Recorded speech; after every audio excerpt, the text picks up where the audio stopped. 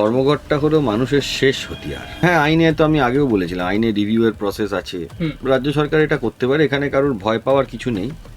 যেটা মূল বিষয় সেটা হলো কর্মচারীদের নিজেদের জেগে উঠতে হবে। বাঙালিরা যে লড়াই করতে পারে, বাঙালিরা যে লড়তে পারে, এইটা দেখানোর বিষয়। আজকে পশ্চিমবাংলায় যারা বেকার যুবক যুবতী, তাদের হাতে চাকরি নেই। রাজীব কুমার সম্বন্ধে বহুত আগে থেকেই আমাদের অভিযোগ ছিল। তিনি যতদিন তার চেয়ারে বসেছিলেন, সেই চেয়ারে বসে তিনি রাজনীতি করেছেন। মমতা বন্দ্যোপাধ্যায় এসআইআর নিয়ে তিনি রাজনীতি করছেন। তিনি যেহেতু এসআইআরের জন্য চাপে রয়েছেন, তার যেহেতু এসআইআরের সমস্যা হচ্ছে, তাই জন্য তিনি অন্য রাজনৈতিক দলকে তো এতটা বলতে দেবেন। হ্যাঁ, ভুল ত্রুটি তো হয়, তা ওনার সরাসরিভাবে এই নির্বাচন প্রক্রিয়ায় নির্বাচন কমিশনের বিরুদ্ধে লড়াই করার কি এমন জিনিস হলো?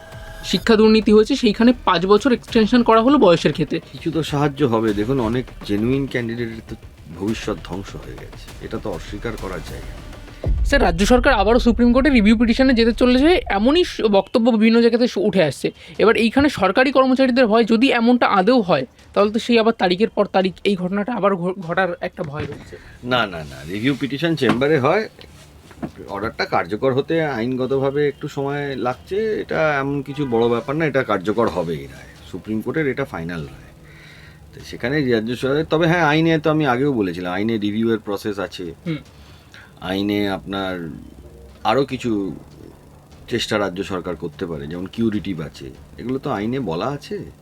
তো সেই জন্য রাজ্য সরকার এটা করতে পারে, এখানে কারোর ভয় পাওয়ার কিছু নেই। যেটা মূল বিষয় সেটা হলো কর্মচারীদের নিজেদের জেগে উঠতে হবে। তারা যদি নিজেদের অধিকার সম্বন্ধে সচেতন না হয়, আজকে এই যে ডিএ পশ্চিমবঙ্গ সরকার কম দিচ্ছে, অর্ধেক কর্মচারী তো এটা জানতো না, অর্ধেক পেনশন হোল্ডারই জানতো না। মামলা হওয়ার পর দীর্ঘদিন মামলা চলে তবেই এত সংখ্যক কর্মচারী জেনেছে যে তারা কম পাচ্ছেন। তা সেটা নিয়ে তাদের নিজেদের সচেতন হতে হবে, তাদের নিজেদের লড়াইটা নিজেদের লড়াই করতে হবে। আদালতে যেটা আছে, আদালতের মতন হবে। বিভিন্ন জায়গায়, আমি কিছুদিন আগে একটা জায়গায় কথা বলতে গিয়ে বললাম, বিভিন্ন মানুষ যারা রয়েছেন তাদের নিজেদের যে ভূমিকা, সেইটাকে পালন করতে হবে। সবাই সব ভূমিকায় পালন করতে পারবেন না। সেই কোঅর্ডিনেশন, সেই সততা, সেই লড়াই যদি থাকে, সরকারের কাছ থেকে কেন পাওয়া যাবে না? নিশ্চয়ই পাওয়া যাবে। আগত 13ই মার্চ যে ধর্মঘট রয়েছে, অনেক কর্মচারীরা মনে করছেন এটা যথেষ্ট নয়, এই ধর্মঘটটাকে আরও কিছুটা লম্বাভাবে চালাতে হবে, তবেই বিষয়টা সরকারের থেকে ডিএটা পাওয়া সহজ হবে। দেখুন, ধর্মঘটটা হলো মানুষের শেষ হাতিয়ার। শেষ হাতিয়ার। মানুষ কতটা সংঘবদ্ধ হতে পারবেন সেটা তাদের ওপরে, কর্মচারীরা কতটা সংঘবদ্ধ হতে পারবেন তাদের ওপরে। তার জন্য ভয়, এই কিছু করে দেবে, এগুলোর থেকে নিজেদের দূরে থাকতে হবে। প্রত্যেক মানুষকে এক হয়ে লড়াই করতে হবে, একটাই দাবি, সেটা নিয়ে লড়াই করতে হবে। সেই লড়াই করতে পারলে কেন হবে না? মানে এইখানেও একটা চ্যালেঞ্জের বিষয় রয়েছে আপনি বলছেন। চ্যালেঞ্জের বিষয়টা হলো সংঘবদ্ধতা। চ্যালেঞ্জের বিষয়টা হলো রাজনৈতিক যে চিন্তাধারা, সেটা থেকে মুক্ত হয়ে নিজের অধিকারের জন্য লড়াই করে লড়াইকে প্রতিষ্ঠা করা। বাঙালিরা যে লড়াই করতে পারে, বাঙালিরা যে লড়তে পারে, এইটা দেখানোর বিষয়, দেখানোর সময় এসেছে, মোক্ষম সময় এসেছে। সারা ভারতবর্ষে আজকে বাঙালিরা পিছিয়ে গেছে। বাঙালিরা যে লড়াই করতে পারে, লড়াকু জাতি, সেইটা দেখানোর সময় কিন্তু এখন বাঙালিদের এসেছে। এই গত ধর্মতলা চত্বরে গতদিন যে বিক্ষোভ মিছিল হলো, কালীঘাট অভিযান পুলিশ আটকে দিল, এইখান থেকে কিছুটা হলেও কি আন্দাজ পাওয়া যাচ্ছে যে এই মিছিল কিছুটা হলেও বড় হচ্ছে এবং আগত দিনে এর থেকে বড় আকার ধারণ করবে, যার কারণে সরকারের এখনই সামলে যাওয়া উচিত? মানুষের সচেতনতা যখন বৃদ্ধি পায়, তখন সেই সচেতনতা মানুষকে সঙ্গে নিয়ে আন্দোলন আরও বাড়বে। মানুষ তো তার অধিকার থেকে পশ্চিমবাংলায় বঞ্চিত, এটা তো অস্বীকার করার জায়গা নেই। আজকে পশ্চিমবাংলায় যারা বেকার যুবক যুবতী, তাদের হাতে চাকরি নেই। আজকে পশ্চিমবাংলায় বড় কোনো ইন্ডাস্ট্রিয়ালাইজেশন, এটা তো ঘটনা, এটা তো অস্বীকার করার কোনো জায়গা নেই। আপনি বলছেন ইন্ডাস্ট্রিয়ালাইজেশন নেই, কিন্তু অন্যদিকে কুণাল ঘোষ তিনি একটি সংবাদ মাধ্যমে একটি তর্ক বিতর্ক সবাই গিয়ে তিনি বলছেন যে সল্টলেক সেক্টর 5-এ গিয়ে দেখে আসতে, সেখানে চাকরি। সল্টলেক সেক্টর 5 তো আর এই সরকারের আমলে হয়নি। সল্টলেক সেক্টর 5 বাম আমলে হয়েছে। 2011 থেকে 2026 সাল পর্যন্ত আপনি উল্লেখযোগ্য বড় কোনো প্রজেক্ট যেটাতে কোটি কোটি মানুষের উপকার হয় এরকম কিছু আপনি দেখতে পাবেন না।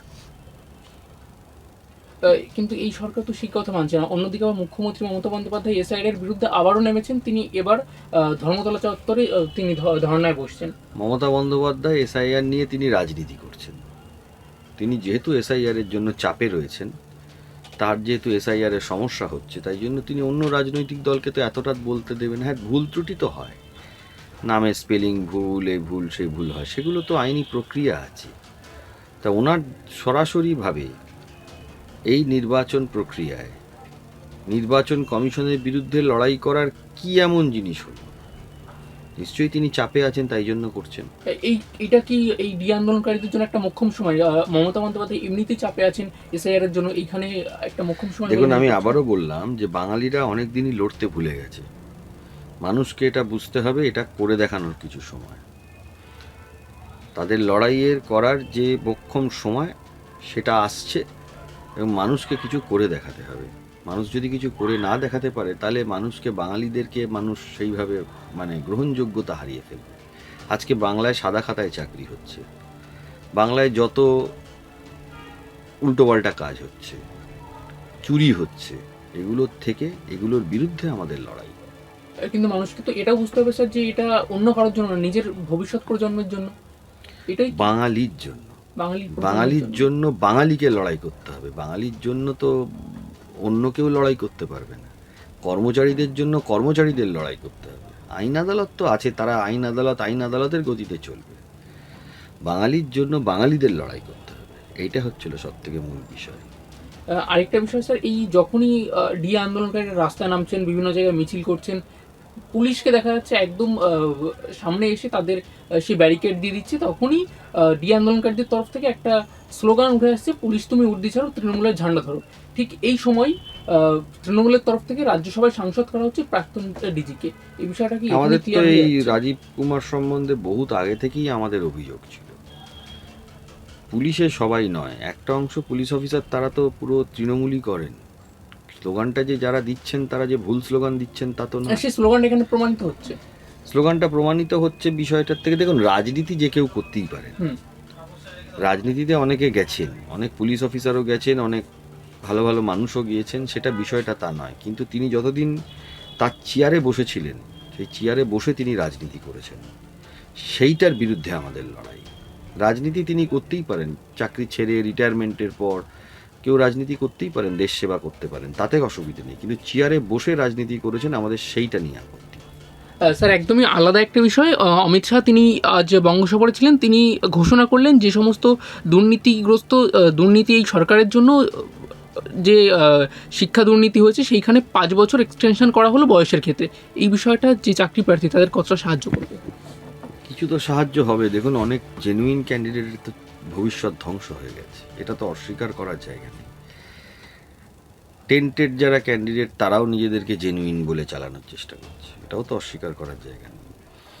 কিছু জেনুইন ক্যান্ডিডেট যাদের ভবিষ্যৎ ধ্বংস হয়ে গেছে, তারা যদি একটা সুযোগ পায়, যদি যে কারণেই পেয়ে থাক না কেন, সেটা তো ভুল কিছু না, সেই সুযোগ যদি পায়, কত মানুষ তারা আশা ছিল চাকরি করবেন, তাদের বয়স পেরিয়ে গেছে, তারা যদি কিছু সুযোগ পায়, সেটা আমার মনে হয় খুব একটা খারাপ হবে বলে অন্তত আমি মনে করি না।